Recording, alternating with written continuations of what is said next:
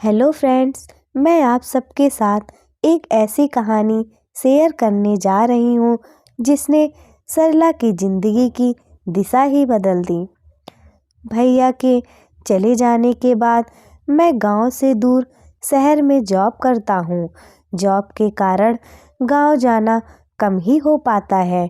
फिर अचानक चाचा की बेटी पूनम की शादी गांव में जाना हुआ।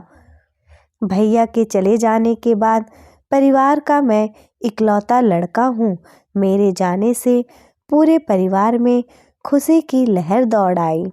शादी की रस्मों के दौरान जब मैं किसी काम से बाहर गया तो मैंने देखा सरला भाभी लोगों से दूर एक कोने में खड़ी थीं।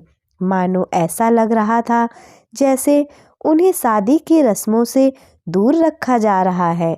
मुझे यह देखकर कुछ समझ नहीं आया। अंदर जाकर माँ से इस बारे में पूछना चाह रहा था, लेकिन माँ वह शादी के रस्मों में बिजी थी। बाद में जब मैंने भाभी के बारे में माँ से पूछा तो उनकी बातें सुनकर मैं चौंक गया।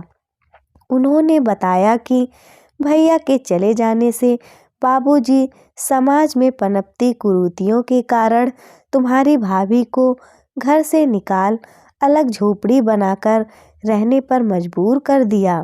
उसके बाल कटवा दिए गए, खाने को रूखा सूखा दिया जाता है। सामाजिक कुरीतियों के चलते तुम्हारे बाबूजी को यह फैसला लेना पड़ा।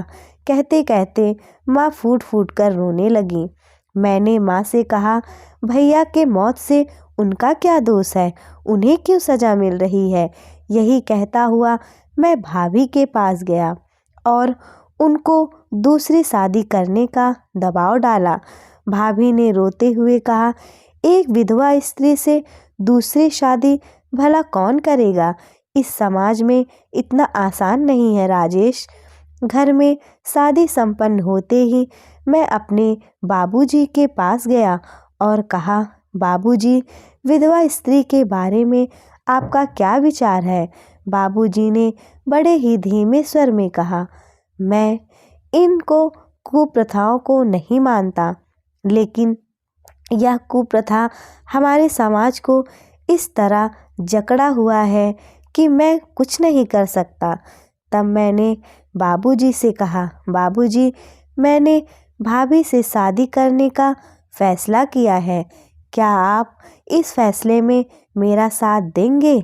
अचानक बाबूजी ने मेरा माथा चूम लिया और बोले, सुनती हो जी, मैं कहता था ना कि हमारा बेटा एक दिन हमारा सर गर्व से ऊंचा कर देगा। कुछ दिन बाद धूमधाम से सरला और राजेश की शादी हुई। हमारे समाज में राजेश जैसे युवाओं की आवश्यकता है जो इस तरह की कुप्रथाओं से मुक्ति दिला सके। यदि हमारे विचार से आप सहमत हैं तो प्लीज़ आप अपने विचार कमेंट बॉक्स में ज़रूर लिखें।